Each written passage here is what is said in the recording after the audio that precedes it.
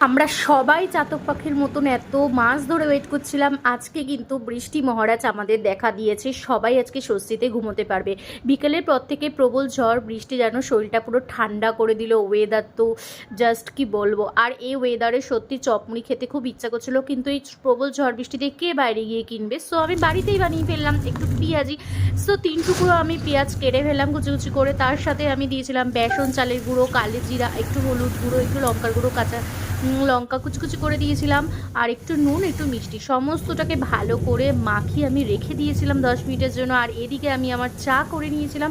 চায়ের মধ্যে আজকে লিকার চা দিয়েছিলাম একটু লবঙ্গ আর একটু আদা ধাতো করে দিয়ে, আর একটু চা দিয়ে আমি লিকার চাটা করে খাই, হেভি লাগে খেতে। তার সাথে দেখো আমার পেঁয়াজিটাও কিন্তু তোমাদের সাথে গল্প করতে করতে হয়ে গেল। আর এদিকে মুড়ি খাবো না, এটা তো হতেই পারে না, তার সাথে একটু মুড়িও নিয়ে নিলাম। ব্যাস, আমার তো একদম সন্ধ্যেটা আজকে জমে গেল। সো আজকের এই বৃষ্টি ওয়েদারটা তোমরা সবাই এনজয় করো। ভিডিওটা আজকে এখানেই, বাই।